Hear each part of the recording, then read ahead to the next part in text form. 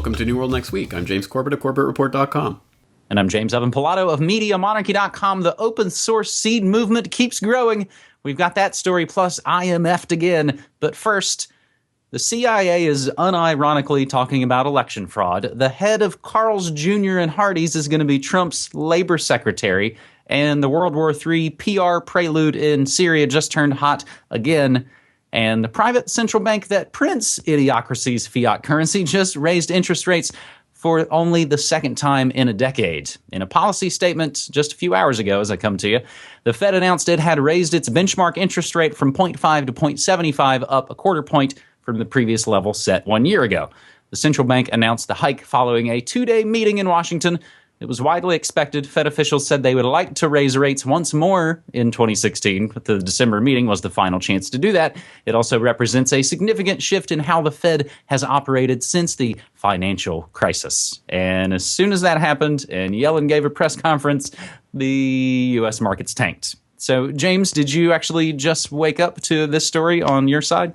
Absolutely, yes, I did. And I don't think it's particularly surprising. A lot of people were calling that this was going to be a rate hike because they had to preserve Fed credibility. They said they were going to hike again in this year, so this is the last chance. They had to do it. Right. And of course, the reason is because, well, markets are fine, employment is stable and rising. We don't need much more fiscal tampering to prime the markets anymore. So let's start taking the training wheels off this bike. That's the official story. Now, of course, what this is really about is really draining the swamp of free money bubble that they've created over the past decade of basically free money that the Fed has been giving out to financial institutions, and making that spigot of liquidity just flowing. And now they're really starting to tighten it. Why precisely now? Why precisely now? Why, after all of this time, are they doing it now? Is it really because the economy is going along tickety-boo and everything's good? Or is it, as I was positing earlier this year, the Fed has a large degree of control over things like the selection process and the appearance of who's in control of the economy and which way it's going? This is clearly, as we already see from the early market indications, not a good signal for the economy, which is, at this point, just completely primed and pumped by this bubble that they've created. So when you start suddenly deflating the bubble, it's going to cause problems. And this is the inevitable result. This is the absolutely perfectly predictable result of this action, except for Deutsche Bank, which I noticed was saying that no matter what the Fed did, whether they hiked or stayed the same or cut, it would all be good for the markets. And they were wrong about that, weren't they? But no, this is the inevitable result. So I'm just interested in the timing of this. Of course, just as the changeover to the next puppet is taking place in the US. Very interesting. But I think really the real show for me, I think, is going to be in the developing markets where all of that money has gone out to seek some sort of returns. All of that US dollar denominated currency is going to be flowing back into the US as they continue to hike rates.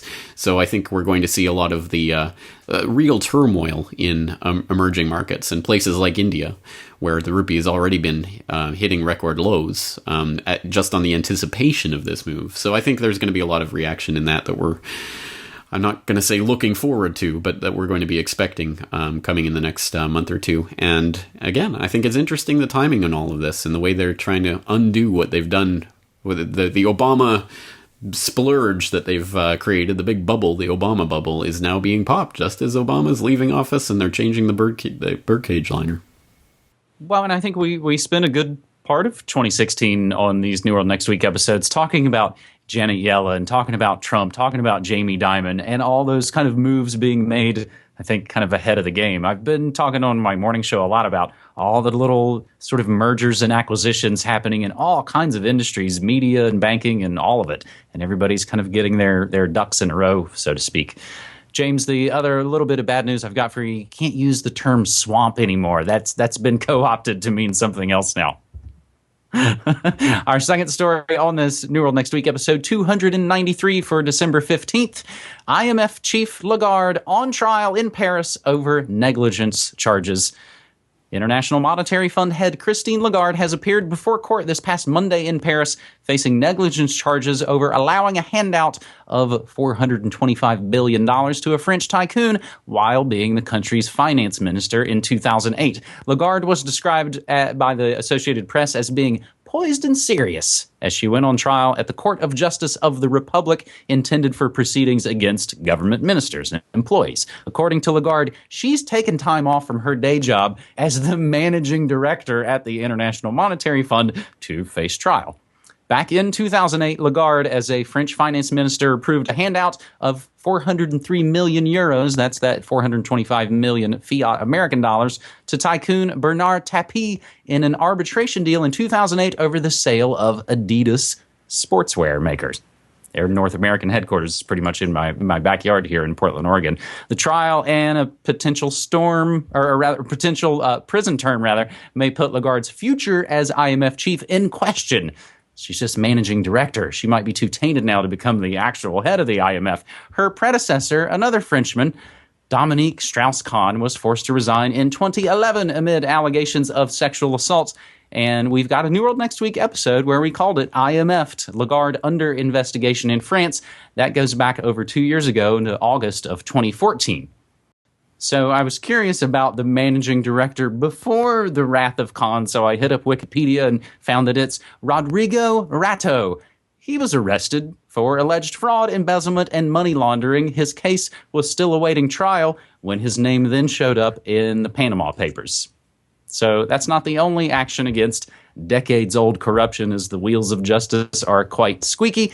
Bush war crimes lawsuit gets heard in a California court. Now, James, that's lots of cronies going up for crimes, and we'll see if anything happens in any of these situations, James.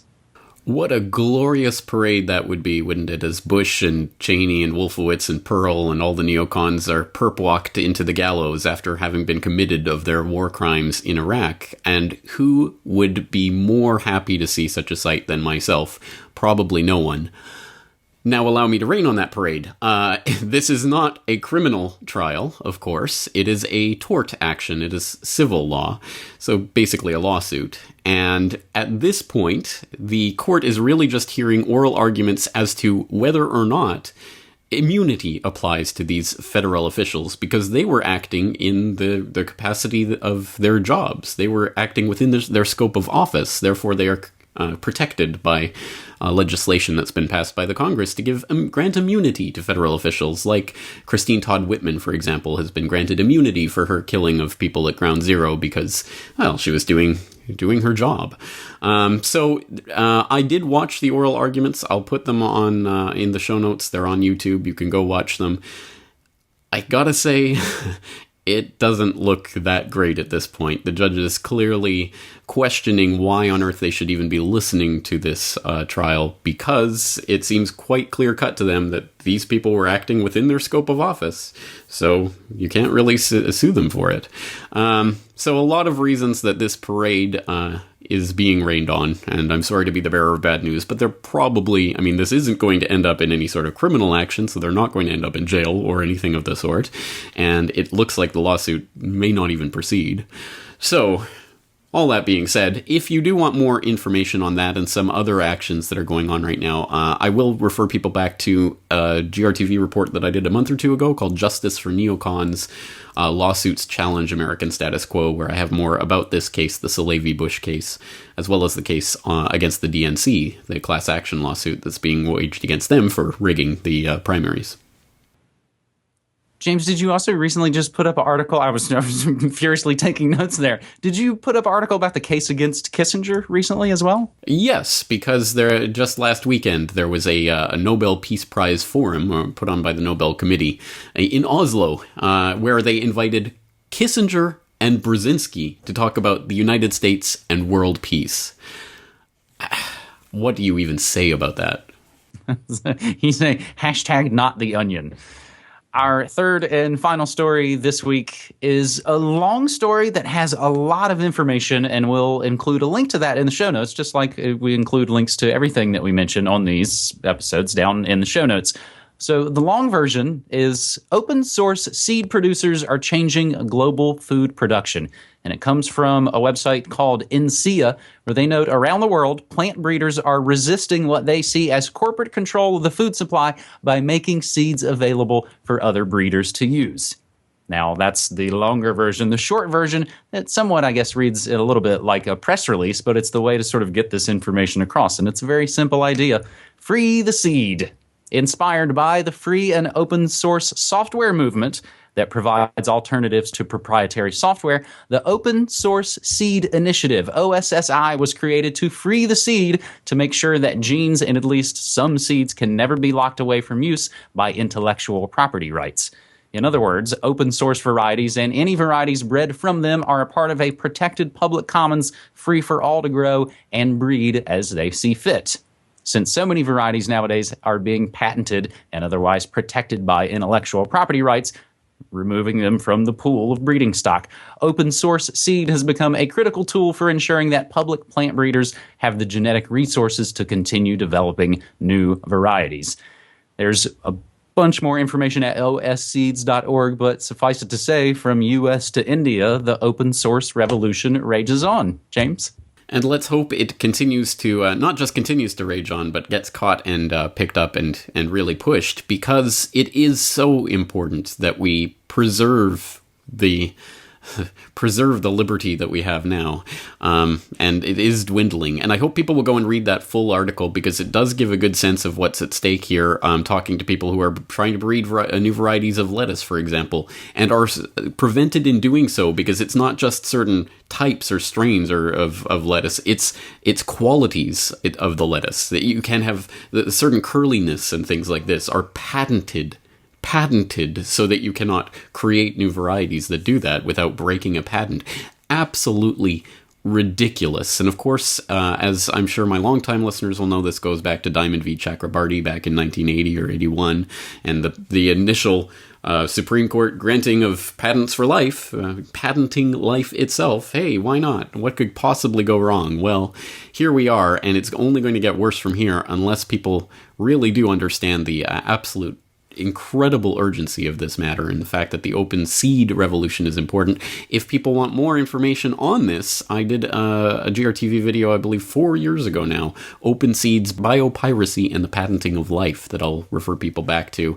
An incredibly important issue, and I hope people look into it. I attended a conference a few years ago, Seeds for Sovereignty. And it was basically, I heard the same thing there that I heard and read in one of these articles. You can't have food sovereignty unless you have seed sovereignty. So, James, it makes it that much more important. I was talking this morning that the Monsanto shareholders have given the go-ahead for the big $66 billion Monsanto-Bayer merger. So the open source seed initiative becomes that much more important. A little bit of extra good news is the latest episode of Good News Next Week, my spinoff from this New World Next Week series that I started early this year in 2016 to try and highlight some of the ways that we are winning. It's called We Go Where Eagles Dare, and it's got eagles versus drones, plus freed cats and freed whistleblowers. Some of the other headlines we're watching using hashtag NewWorldNextWeek. Pipeline spills 176,000 gallons of crude. That's 150 miles from the Dakota protest camp. And from the Department of Why Didn't We Think of This Sooner, UK MPs claim Russian hackers probably swayed the Brexit vote. And finally, Bill Gates says Donald Trump could be the new John F. Kennedy. So as we're watching all the coded language from the powers that shouldn't be, we will be back next week with our final episode for 2016. We call it New World Next Year 2017. We each pick our story of the past year and a trend for the next year. It's the only episode of the year where neither of us know what the other is going to talk about. James? Well, get your tie ready, and we'll get our game on. Yeah, I'm looking forward to that, and I'm looking forward to seeing you again next week. James, thank you for this update. Thanks so much, man. Take care.